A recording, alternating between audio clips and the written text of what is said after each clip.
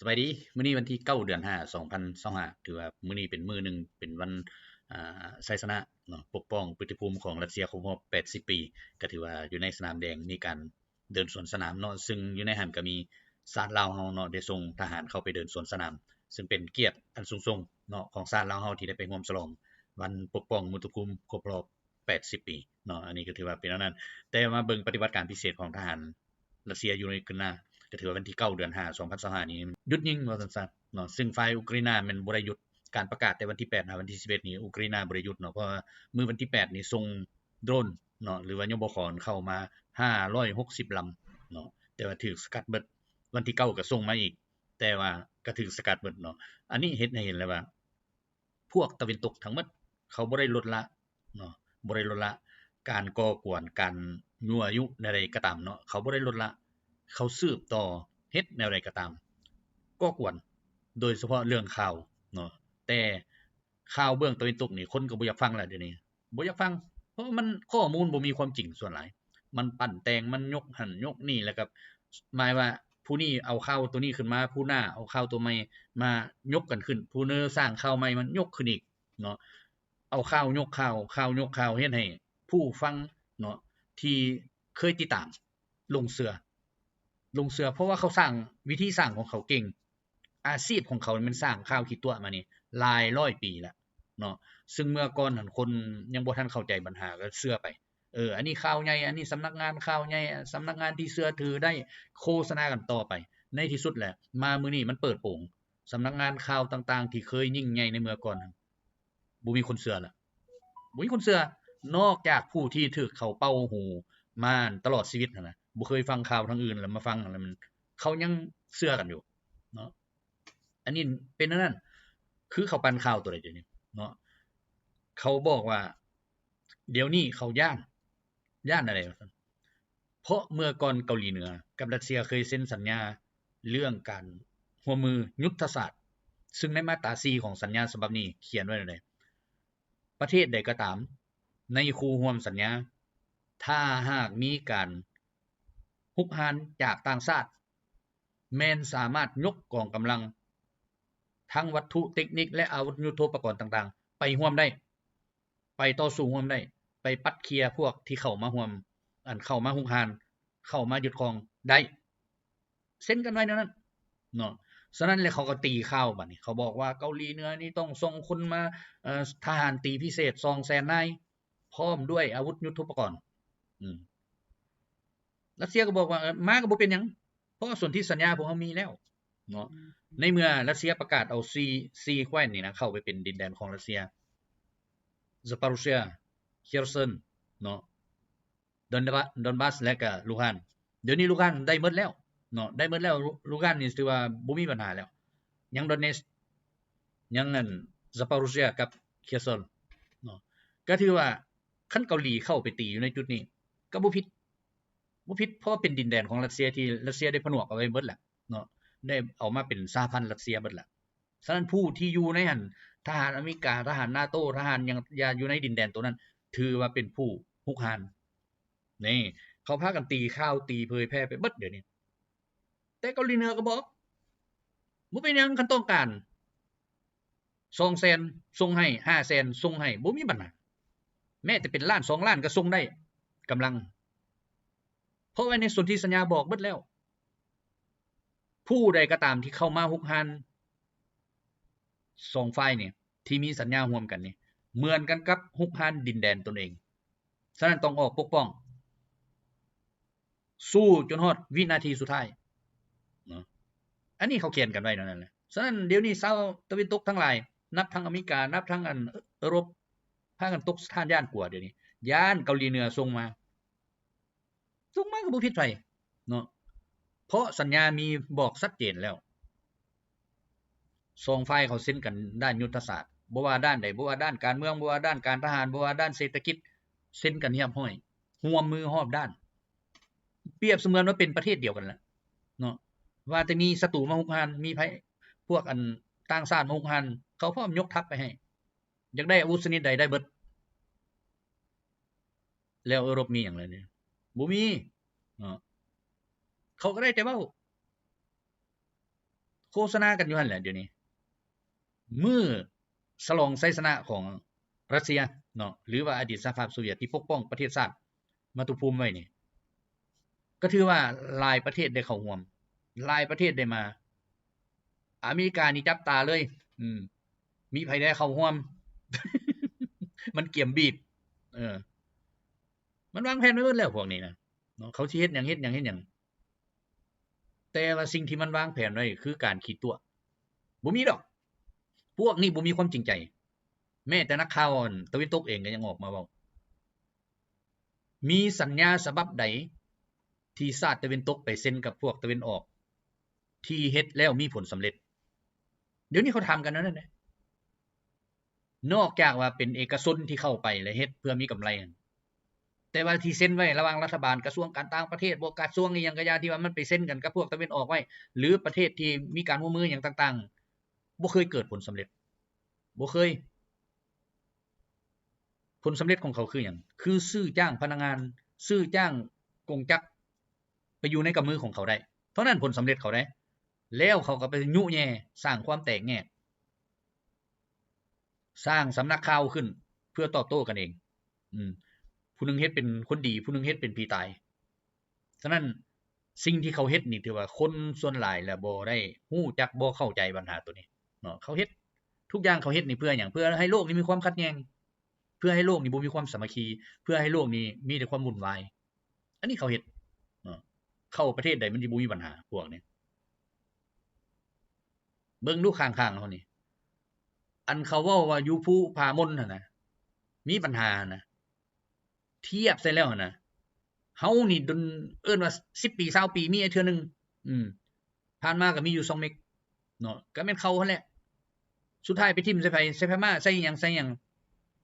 เบิ่งดูว่าพม่าซั่วสิอันเอากองกำลังมาซำนั้นหั่นน่ะมันผ่านดินไผต้องเข้าใจแนวนั้นแขวงบ่อแก้วบ่ได้ติดกับพม่าบ่มีจักแมตเลยที่ติดกับพม่าต้องผ่านดินไผแล้วสำนักข่าวเขาหั่นเบิ่งโวยขึ้นบ่เว้าตัวเองลาวมีปัญหาจังซั่นจังซี่ถูกหน่วยนั้นหน่วยนี้มาตีถูกว่าแดงมาขัดแย้งผลประโยชน์มันผลประโยชน์ไผมันบ่ได้มีไผเบิดเนาะพวกค้ายาเสพติดเอิ้นว่าสร้างความวุ่นวายในเมื่อพวกเขาปราบแล้วเรียบร้อยจับได้แล้วเรียบร้อยทั้งนั้นก็ออกข่าวออกแบบว่าปานตาตัวเองเห็นพุ่นนะที่จริงบ่มีหลักฐานหยังเบิดเลยนั่งเอาฟันเอาเว้าเอาบัดอยู่บ้านตัวเองนะจักเหนือจักใต้ระเบิดตืมตามอยู่หั่นบ่เว้าหยังจักความเลยเอาอยู่ภาคใต้ระเบิดตลอดกองได้ล่ะหั่นพวกแบ่งแยกดินแดนบ่แบบอุกราอินี่บ่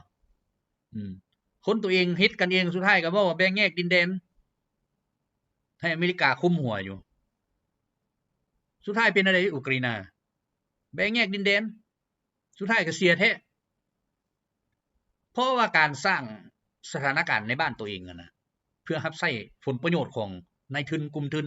ของอเมริกาของชาติตะวันตกสุดท้ายก็ประชาชนตัวเองแหละครับเคาะเนาะคืออุกราอินแหละรับเคาะบ่รับเต็มเลย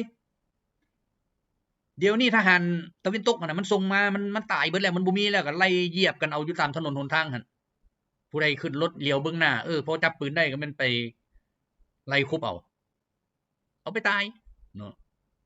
แล้วเดี๋ยวนี้นี่นะในวงการตัวนี้นี่พัดเกิดมีการฆ่าอวัยวะตัวการก็เป็นไผกับอเมริกาแหละกับชาติตะวันตกนั่นแหละเพราะอวัยวะนี่ขายดีที่สุดเลยฉะนั้นจับคนได้แทนที่ส่งไปแนวหน้าก็บ่ได้ส่งลังเทื่อไปปาดเอาตับเอาไตเอาหยังทุกสิ่งทุกอย่างเอามือเอาตีนหยังไปขายรายงานพ่อแม่มันตายแล้วให้พ่อแม่มีความเครียดแค้น เขาเฮ็ดกันนั่นเดี๋ยวนี้รัสเซียบุกไปยึดได้แต่ละเขตแต่ละถิ่นแต่ละฐานนั่นน่ะมีเอกสารยั่งยืนว่าการฆ่าอวัยวะของมนุษย์นี่เต็มแต่รัสเซียยังบ่ทันส่งให้ซื่อๆเพราะองค์กรนั้นต่างๆอยู่ในโลกอันนี้นี่นะนับแต่สหประชาชาตินับแต่หยังต่างๆแม่นภายใต้การคุ้มครองดูแลของชาติตะวันตกทั้งหมดรับใช้ผลประโยชน์ของชาติตะวันตกทั้งหมดฉะนั้นการพบปะกันอยู่จัตุรัสแดง ของประธานาธิบดีสีจิ้นผิงกับประธานาธิบดีปูตินประธานาธิบดีสีจิ้นผิงจึงบอกว่าล้มกับประธานาธิบดีปูตินเพื่อปกป้องสปสหมายความว่าไดนี่ก็หมายความว่าสปสเดี๋ยวนี้นี่นะมันบ่ได้รับใช้มวลมนุษย์ชาวโลกเลยมันรับใช้กลุ่มคนรับใช้นายทุนรับใช้ชาติตะวันตกฉะนั้นสองมหาอำนาจบอกว่าพวกเขาต้องปกป้องเฮ็ดแนวใดให้มีความยุติธรรมและมีสันติภาพคันสปสนี่เป็นนั่นแหละบ่มีเนาะชัดเจนบ่ฉะนั้นผู้ที่ไปร่วมอยู่ในเวทีก็ถือว่างานเฉลิมฉลองนี่ก็ถือว่าหลายประเทศเข้าไปเนาะเวียดนามลาวพม่าจีนอยู่ในอาเซียนนี่ก็ถือว่า4ประเทศนี่ไปยังมีไผอีกไปใช่บ่ส่วนอยู่ในยุโรปมีไผแดไปเซอร์เบียเนาะสโลวีเนียขนาดอยู่ในสหภาพยุโรปนั่นถูกบีบอยู่นั่นแต่เข้าไปเข้ามาประวัติศาสตร์อันเดียวกันเนาะส่วนประเทศในอดีตสหภาพโซเวียตก็ถือว่าหลายประเทศแล้วไปเนาะแถวบัลติกคือกันบ่ได้ไปก็ได้ประชาชนเขาก็ออกไปคือกันไปวางพวงมาลาเนาะในสุสานอดีตนักรบโซเวียตที่เสียสละเลือดเนื้อเพื่อชาติเขาก็เฮ็ดได้เห็นบ่แต่ว่าชาติตะวันตกมีประเทศใดได้ทั้งที่เว้าเนาะอเมริกาก็เว้าว่าค่อยนี่มีส่วนร่วมในการปราบฟาสซิสต์อังกฤษก็เว้าแต่ในที่สุดแล้วมามื้อนี้ประกาศตัวเองโดยเต็มหน้าจอเลย ว่าตัวเองคือฟาสซิสต์สนับสนุนฟาสซิสต์นี่ขนาดอยู่เยอรมันนะประชาชนเขาออกไปสิวางพวงมาลาอยู่ในอนุสรณ์สถานของนักรบนิรนามของอดีตสหภาพโซเวียตชาวอุกราอิน 7-8 ตัวพากันไปขัดขวางเขาก็เว้าคันไปขัดขวางบ่ให้เขาเฮ็ดนั่นก็แสดงว่าเจ้าเป็นฟาสซิสต์เขาเห็นบ่ฉะนั้นผู้ใดสนับสนุนฟาสซิสต์ก็ถือว่าเปิดหน้าอย่างชัดเจนเลยคุมื้อนี้มีอเมริกาชาติยุโรปทั้งหมดเลยเนาะยัง 2-3 ประเทศที่บ่เห็นดีเกรกก็ยังเข้าร่วมเอาทหารไปเดินสวนสนามนำอีกเห็นบ่เป็นจั่งใดล่ะบัดนี้โลกมันเริ่มเปลี่ยนเนาะผู้บ่ไปร่วมก็มีหลายเนาะเพราะว่าหลายประเทศคืออินเดียนี่ก็มีปัญหากับปากีสถานก็เลยบ่ได้ไปปัญหาชายแดนก็ย้อนการสร้างข่าวของเขานี่ชาวอินเดียกับชาวปากีสถานนี่ส่วนหลายยังใจแยกบ่ออกข่าวดีข่าวปลอมข่าวหยังเพราะเขาคนหลายเนาะการจะเฮ็ดให้คนเข้าใจเบิดทุกคนมันก็ยากฉะนั้นอันนี้คือการเป่าข่าวของเขาคือลาวนี่เขาเป็นคนฮอด50ล้านก็ล้อมึงแม่การเป่าข่าวของเขานี่แต่ลาวนี่คนน้อยซื่อผู้ใดก็เบิ่งสภาพการความเป็นจริงเห็นแล้วมันบ่คือเขาเว้ามือทมิตออกมาว่ามีว่าแดงเข้ามาว่าแดงก่อนสิเข้ามาฮอดชายแดนลาวอยู่จุดบ่อแก้วนะมันต้องผ่านประเทศไทยคันว่าซั่นก็อาวุธเข้ามาได้ไสคันบ่ผ่านเจ้าถือมาผ่านเจ้านะให้เข้าวะหรือว่าคืนกับสมัยอยู่วังเตาพวกที่เข้ามาก่อกวนนี่แบกอาวุธเข้าประเทศไทยสบายโดยบ่มีการกวดกาดูให้แบกเลาะเลยนะเนาะแทนที่ว่ามีอาวุธติดตัวตามระเบียบกฎหมายเขาก็ที่มันคันบ่มอบบ่วางกับที่หยังนั้นยิงทิ่มเท่านั้นตัวแต่อันนี้เขาบ่ได้สนป้ามันเข้าไปเป็นกิโลพุ่น อันนี้เด้เนาะแล้วพากันเป่าข่าวลาวนี่มีปัญหาลาวมีอันนี้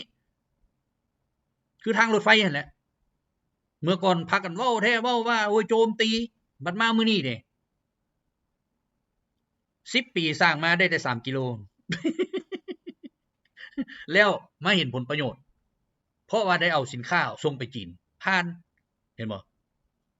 ตัวใดกล้าเฮาบัดนี้บ่มีเลยมีแต่ผู้มายืนยันว่าไทยก็มีประโยชน์เห็นบ่แต่เก่านี่พากันเว้าโอ้ลาวเป็นหนี้ลาวอันนั้นกับดักหนี้ต่างๆนานาแต่มามื้อนี้ไผกล้าออกมาเว้าลองมาเว้าเบิ่งดูบ่มีไผเลยมีผู้ใดก็แม่โอ้ไทยเร็วส่งออกสินค้ามื้อนึงเท่าใดเป็น 2-3,000 ต้นเห็นบ่ผ่านดินลาวนี่ คันว่าบ่มีประโยชน์กันก็บ่ต้องบอกเขามาติต้องบอกเขาติออกข่าวติไทยสิส่งไปยังสินค้า 2-3,000 ต้นต่อมื้อไปจีนนั่นน่ะบ่ต้องส่งเอากักไว้อยู่หนองคายหั่นบ่ให้ส่งมาอันนี้แหละ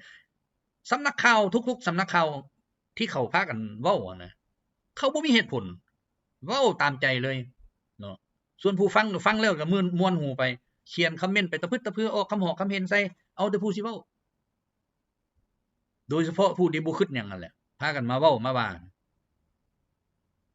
ฉะนั้นอีหยังก็ตามมันต้องมีเหตุและก็มีผลเนาะมีหลักฐานคักแน่มันจึงค่อยมาเว้ากันได้อันนี้อยู่ลาวนี่จนว่าบ่มีปัญหาแล้วอยู่ภูมนผามนบ่มีปัญหาแล้วมันก็ยังมาออกข่าวกันอยู่ไปอ่านเบิ่งแล้วโอ้ยเห็นบ่มันบ่แม่นข่าวแบบเป็นตาฟังมันเป็นข่าว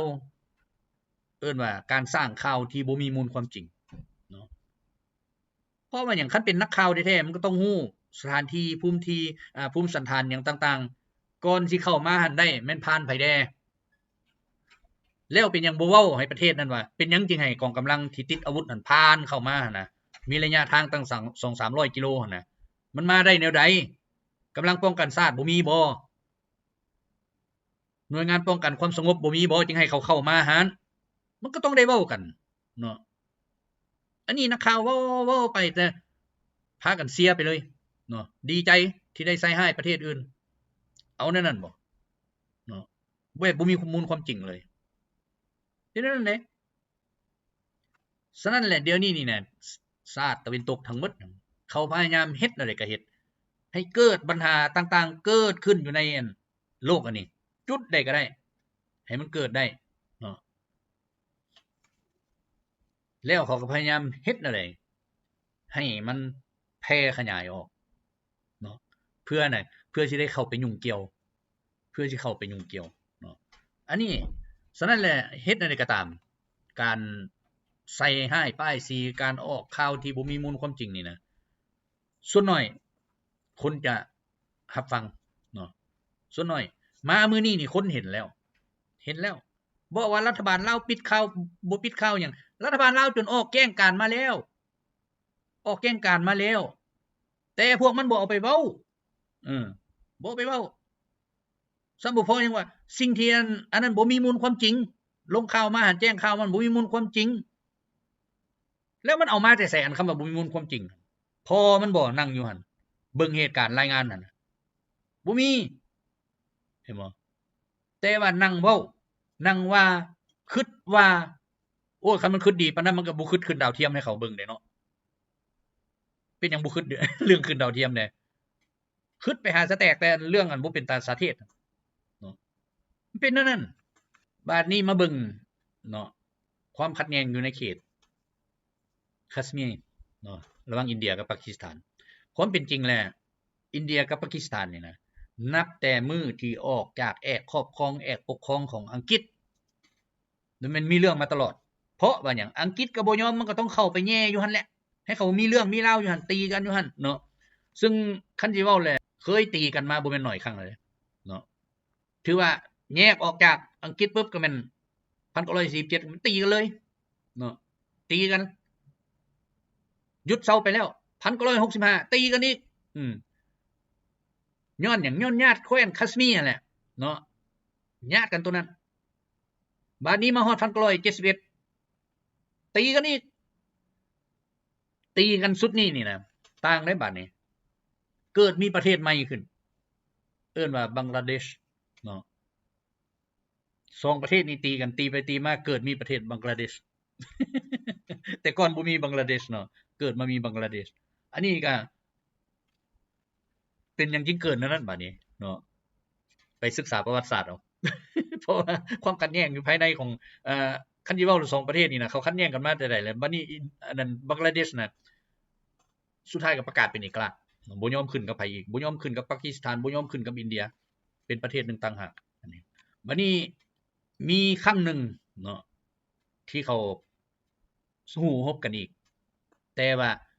เป็นการบ่ประกาศเนาะบ่ประกาศบ่มีไผบอกว่าเป็นสงครามการตีกันระหว่างอินเดียกับปากีสถาน ตีกันเฉยๆนะอยากตีละตีอยากเศร้าละเศร้าเขาก็เลยบ่เอิ้นว่าสงครามเนาะอันนั้นครั้งที่4แต่ว่าครั้งที่3นี่เกิดบังกลาเทศเนาะครั้งที่4นี่ถือว่าตีซื่อๆตีแบบผู้ใดอยากตีกันอยู่ไสก็ตีอยากฆ่ากันอยู่ไสก็ฆ่าแบบมันบ่เป็นสงครามระดับชาติเนาะรัฐบาลบ่ได้นั่นสนับสนุนแต่ว่าลักตีกันเองเฮ็ดให้โลกบ่ฮู้เนาะแต่ว่ามันจดอยู่ในประวัติศาสตร์ของ2ประเทศเขาว่าเคยตีกันแต่สิ่งหนึ่งที่อันตรายที่สุดอยู่ใน2ประเทศนี้เพราะว่า2ประเทศนี้เป็นประเทศที่มีหัวรบนิวเคลียร์เบื้องละ170ลูกเดี๋ยวนี้นี่เนาะฉะนั้นแหละคนทั้งหลายในโลกอันนี้จริงพากันกังวลว่ามื้อหนึ่งถ้าหากอเมริกาไปยุ่งแย่ให้น้ำไส้หรืออเมริกาไปเฮ็ดอันใดอันหนึ่งเกิดขึ้นอยู่ในประเทศใดประเทศหนึ่งด้วยระเบิดขนาดใหญ่เนาะ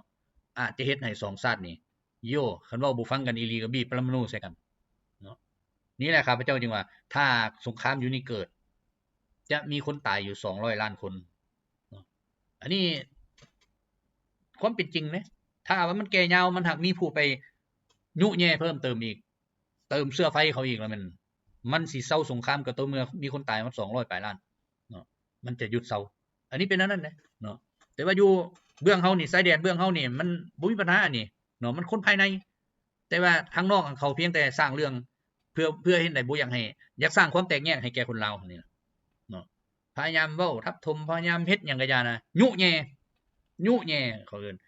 อันนี้มันเขาเฮ็ดมาดนแล้วแต่พุ่นแหละแต่สมัยโตสู่กูซาดเขาก็เฮ็ดมาแล้วเนาะแต่สมัย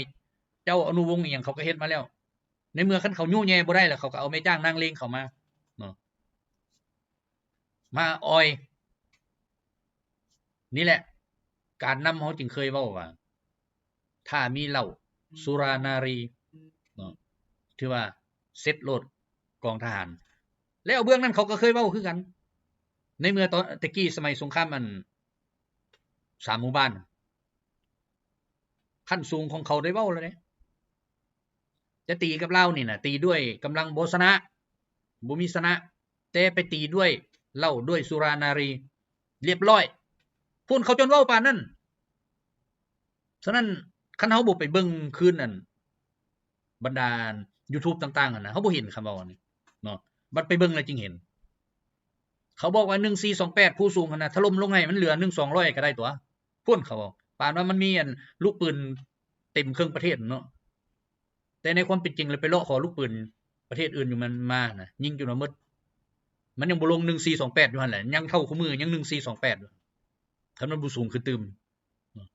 อันนี้เขาจนเว้าปานนั้นฉะนั้นเฮาควรจดจำไว้ว่าสุรานารีเนาะอันนี้คือศัตรูที่ฆ่าประเทศชาติเฮามาแล้วเนาะจนเขาก็ได้ตั้งเคารพบูชานารีคนหนึ่งเนาะที่พาลูกน้องมาบุกเขาเพื่อเอาใจเจ้านายกลายเป็นนั้นว่าเสียประเทศเนาะเสียกำลังพลเสียกำลังทหารถูกเขาไล่ตีไล่ฆ่าก็ย้อนสุรานารีเนาะอันนี้มันเห็นได้ชัดเจนแหละฉะนั้นสิ่งที่เขาเฮ็ดน่ะเขาบ่ได้ทางนึงเขาก็เอาทางนึงบ่ได้ทางอันด้วยเล่ห์เขาเอาด้วยกล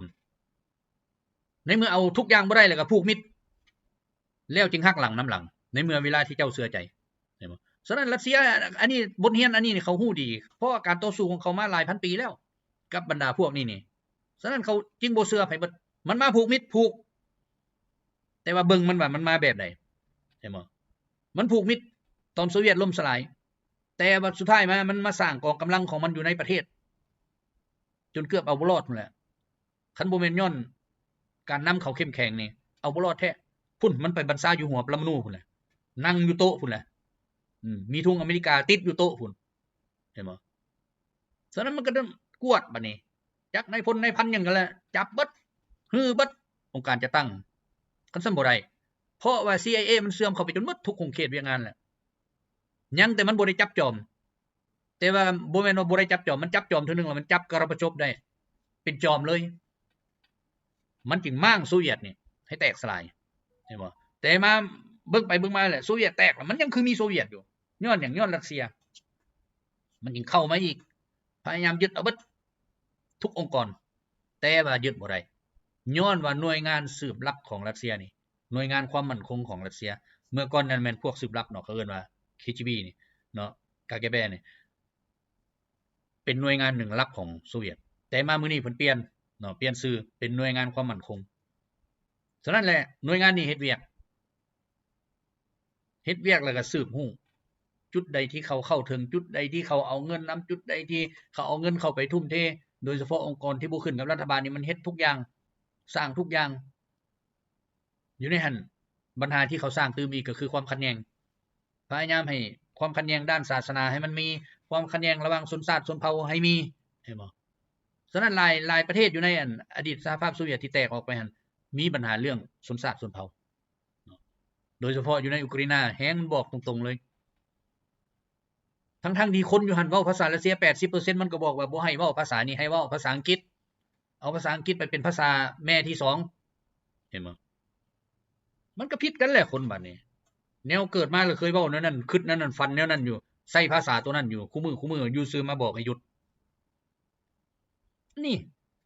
ฉะนั้นหลายประเทศเขาก็เว้าเนาะเขาก็เฮ็ดเดี๋ยวนี้จังได๋เขาก็ภาษานั้นเว้ยภาษาตายๆบ่ต้องเว้าภาษาทุกอย่างภาษาบ่มีความทันสมัยเห็นบ่บัดผู้ฟังโอ้แม่นเด้เนาะแต่ว่าเดี๋ยวนี้รัสเซียนี่ทั้งสภาเขารับรองเอาแล้วเด้ทุกๆคำศัพท์ทุกๆคำเว้าหยังต่างๆอยู่ในกฎหมายอยู่ในหยังต่างๆในการห้ามเรียนนั่นบ่ให้มีภาษาซ้อนบ่ให้มีเนาะต้องเอาคำศัพท์เดิมที่มาเว้าเคยสอนเคยเว้ากันมาเอามาเว้าคือเก่าบ่ให้เอาศัพท์ตัวนี้มาเว้า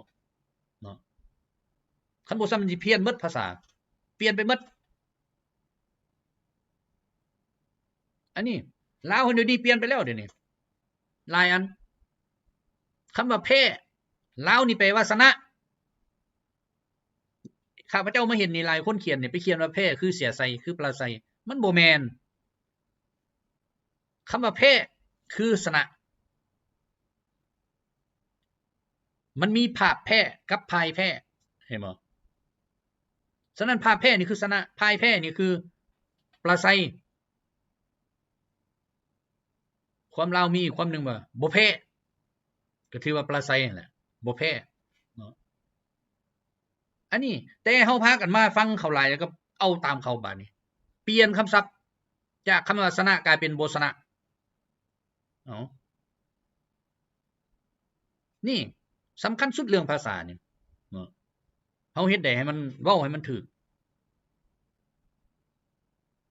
ย้อนหยังมันจึงเป็นอันนี้ย้อนว่าการศึกษาเฮานี่แหละเนาะเดี๋ยวนี้ข้าพเจ้าไปเห็นคนไปโรงเรียนน้อยลงนะแต่กี้นี่โยเต็มหนทางพุ่นได้เนาะขี่รถจักรไปนี่ซัวสิอันนั้นได้นักเรียนเต็มมาซุมื้อนี้นี่เบิ่งเบาบางแหละเด็ก14 15 16นี่พากันหนีไปเฮ็ดเวียกเบิดไปไสล่ะบัดนี้แล้วเฮาสิบ่พากันคิดว่าให้เขามีเวียกเฮ็ดงานทำอยู่บ้านตัวเอง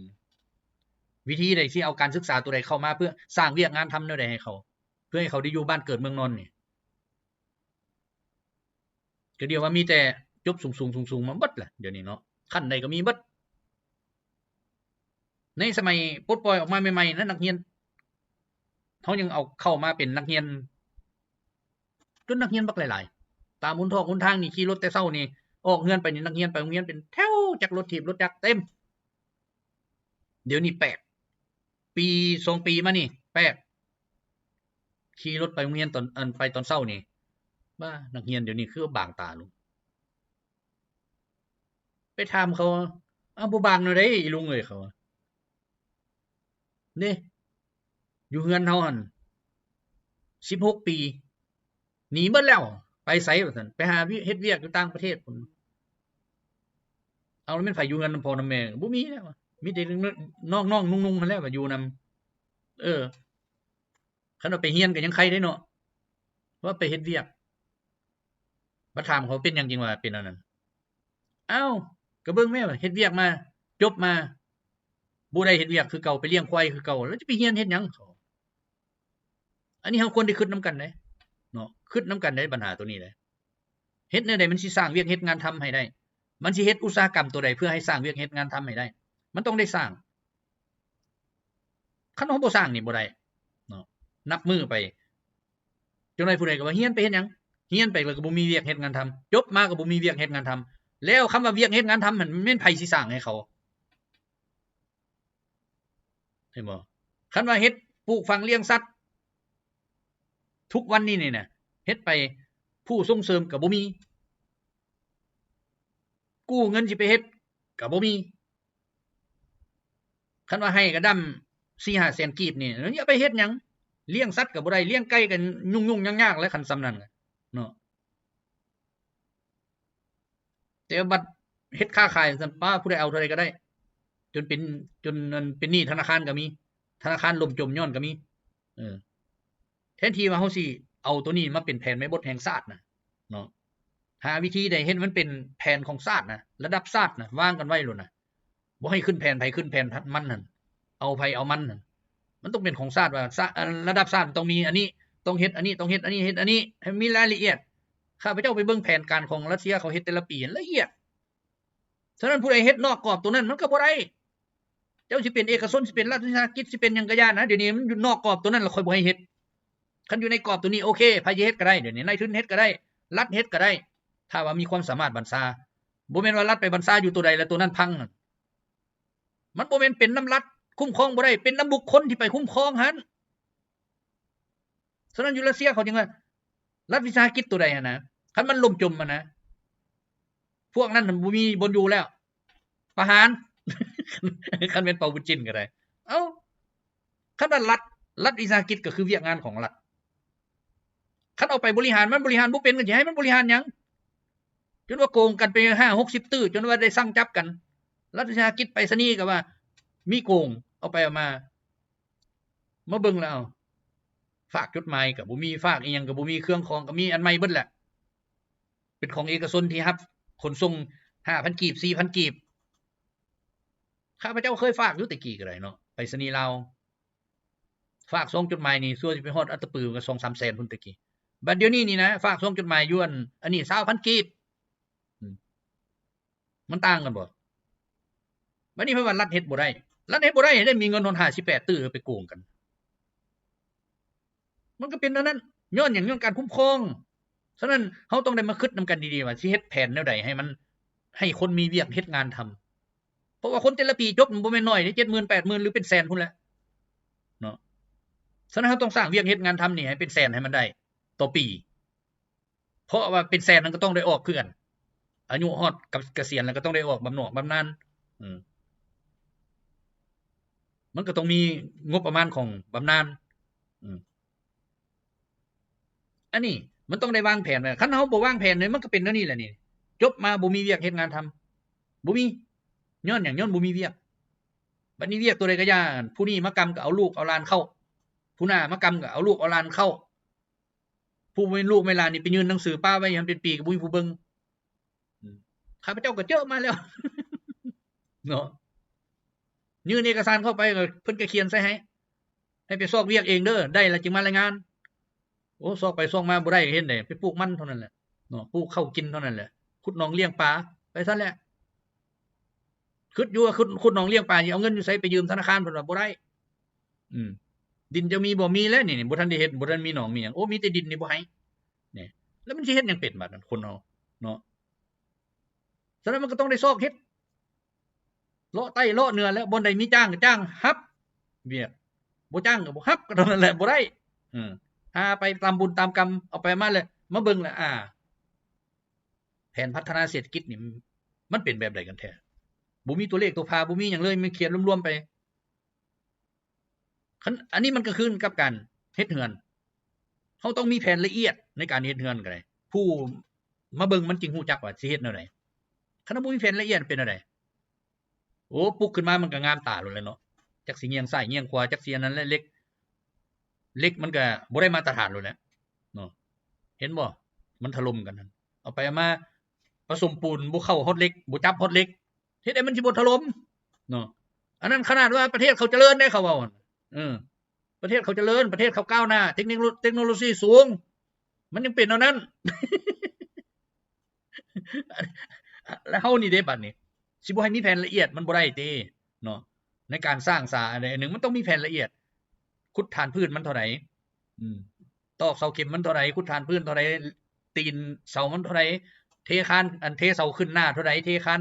ลุมเท่าใดคานเทิงเท่าใดสิเฮ็ดจักซั่นมันก็ต้องได้เบิ่งกันคักแน่เนาะไล่กันคักแน่มันจึงค่อยมีเวียกให้คนเฮ็ดแล้วมันจะโอ้โบกนี่เท่านั้นคนก่อนี่เท่านี้คนสร้างเหล็กเท่านั้นสร้างอันนั้นเท่านั้นมันต้องมีมาเนาะคันมีแผนมันก็มีการวางเวียกใส่คันบ่มีแผนมันก็บ่มีการวางเวียกจบมาเนี่ยปีละ 10,000 20,000นู่นน่ะมันสิเอาไปไว้ไสบัดนี้บ่มีเนาะในที่สุดแล้วมันก็เกิดปัญหาสังคมบ่มีอยู่มีกินบ่มีหยังมาก็หาปุ้นจี้ชิงทรัพย์ไปแล้วบัดนี้ปัญหาสังคมสูงขึ้นอันนี้มาร์กเลนินเว้าชัดเจนแหละอยากให้สังคมนี่สงบเรียบร้อยต้องสร้างเวียกเฮ็ดงานทำให้เขาพออยู่พอกินคันบ่มีตัวนี้ก็ถือว่าสังคมมีแต่ความวุ่นวายมีแต่ความวุ่นวายแล้วการจะสงบความวุ่นวายได้ก็คือการใช้ความรุนแรงบ่ได้แม่นการอบรมบ่มสอนเด้ความรุนแรงคือมีแต่จับลูกเดียวจับแล้วไปไม้เขาเขาสิเอาเงินใส่มาให้บ่มีปล่อยมันออกมามันก็หาปุ้นหาจี้คือเก่านั่นแหละเนาะเพราะมันบ่มีมันสิตายเด้แนวใดมันก็สิตายแล้วมันก็เฮ็ดซะนะอันนี้ให้เฮาฮู้นำกันนั่นเนาะเห็นนำกันนั่นบัดนี้มาเบิ่งเบื้องเซเลนสกีเนาะที่ว่าเซ็นสัญญาบ่แฮให้กับอเมริกา ข้าพเจ้ามาเห็นสสของเขาเจ้าส่งมาให้เบิ่งเนาะว่ามันเป็นแนวใดว่าซั่นอ่านสู่ฟังได้แม่ว่าซั่นเขาก็อ่านสู่ฟังสัญญาฉบับนี้เป็นการสัมปทานบ่แฮของอเมริกาอยู่ในอุกราอินาแบบบ่มีกำหนดถือว่าเป็นสัญญาตลอดกาลตลอดกาลอันที่2มื้อนี้เนื้อในสัญญาที่เซ็นกันระหว่างเซเลนสกีกับทรัมป์แม่นจะบ่มีไผได้อ่านอีกบ่มีไผฮู้อีกว่าเนื้อในมันเขียนไว้แนวใด เป็นตาหัวบ่เนาะอันนี้สสเขามาเว้าสู่ฟังแหน่แล้วอันที่3สัญญาฉบับนี้จะได้ลงทะเบียนอยู่แต่สหรัฐอเมริกาเท่านั้นกองทุนพัฒนาหยังต่างๆแม่นเสียอยู่ในอเมริกาบ่ได้เสียอยู่อุกราอินา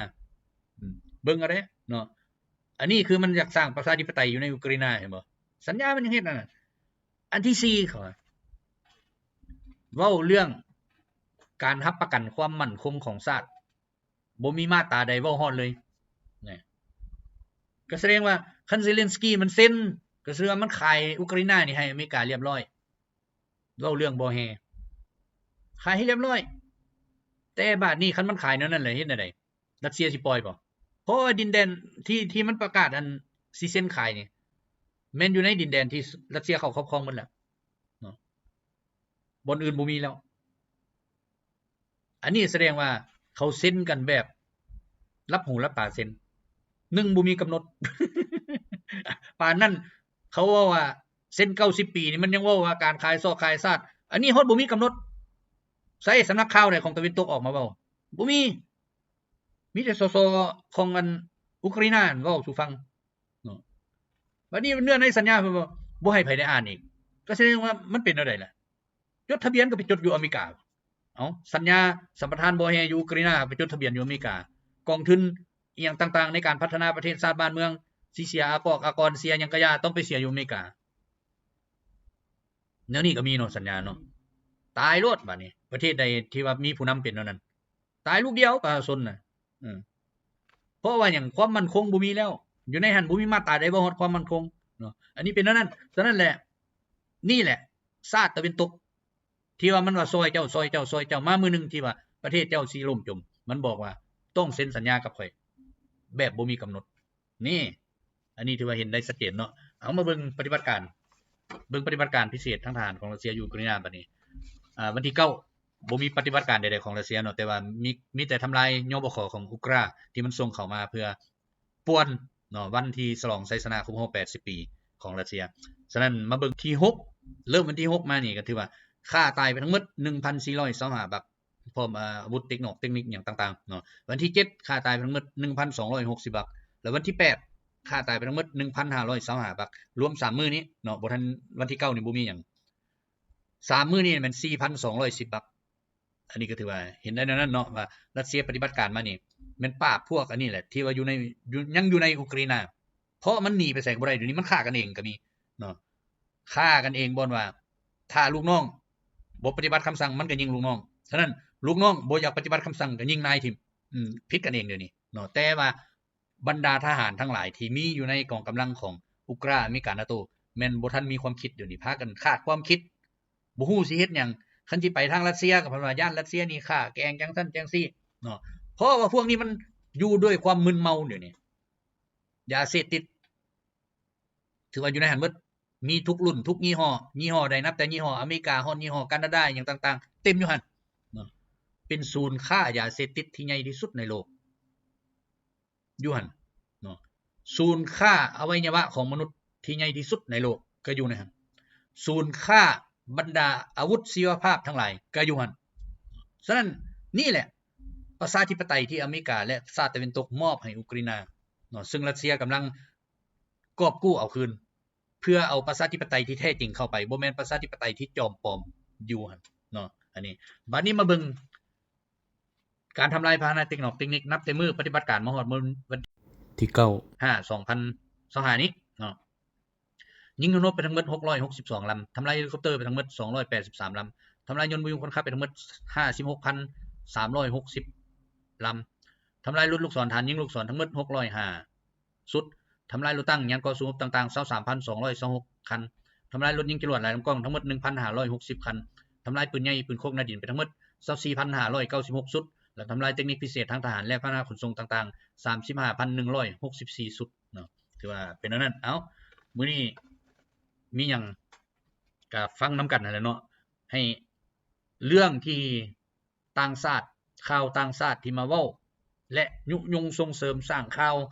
ใส่ให้ป้ายสีหยังต่างๆพวกเขาต้องพร้อมกันฟังหูไว้หูเนาะอย่าสิเอาเป็นประเด็นว่าโอ้แม่นแท้หรือบ่แม่นแท้เฮาต้องเบิ่งสภาพตัวจริงเนาะต้องได้ถามคนที่อยู่ในพื้นที่ใครมีพี่มีน้องก็ต้องถามพี่น้องบางคนก็เป็นไม้มือให้เขาก็มีเนาะบางคนก็ยังบอกว่าแม่นแท้ค่อยอยู่นี่ค่อยอันนั้นอันนี้ระวังไว้โลดพวกนั้นนี่เนาะเพราะเป็นหยังพวกนี้คือไม้มือของเขาพร้อมที่จะส่งเสริมเขาเอิ้นการใส่ให้ป้ายสีการยุยงส่งเสริมอย่างการก่อพิษอย่างต่างๆของเขาที่เขาสร้างขึ้นมาโตไปส่งเสริมอีกเนาะอันนี้ก็ถือว่ามีเนาะอยู่ในนี่ก็มีเห็นหลายคนอยู่เนาะเพราะว่าพวกนี้น่ะบ่แม่นหยังสร้างยอดให้คนกดไลค์กดแชร์กดหยังต่างๆคันเฮ็ดแนวบ่ดีนี่น่ะคนลาวนี่ไว้เท่าใดพากันกดแชร์ออกไปแชร์ออกไปแชร์ออกไปเดี๋ยวนี้เฮามีฮอดประกาศขายบริการทางเพศมันเป็นอันนั้นแล้วสังคมเฮานี่น่ะมีกฎหมายไว้เฮ็ดหยังกันเป็นอันนั้นน่ะนางนี่เอาจ่ายเงินให้มันนี่จ้างเฮ็ดมันนี่แก้เฮงแก้ซวยแก้หยังแก้ฮวงจุ้ย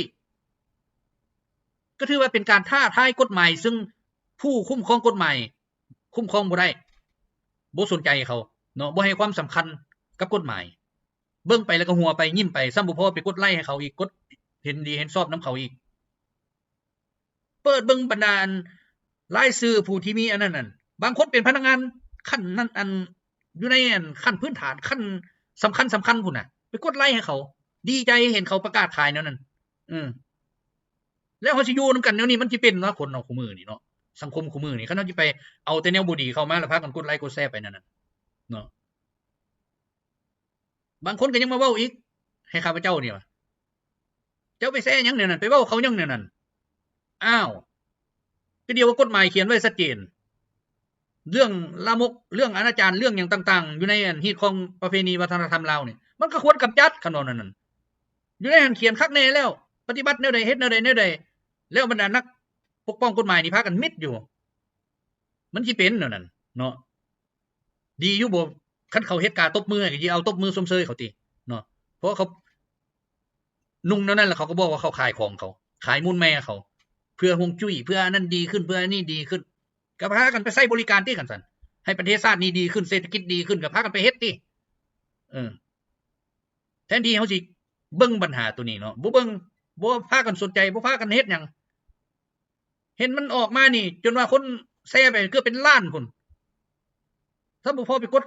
เห็นดีเห็นชอบนำเขาอีกดีใจอีกสงสัยน้ำลายย่อยซะๆอยู่เนาะเอ้าเว้ามามันเป็นตาเจ็บใจนำเนาะขอให้ทุกท่านสบายดี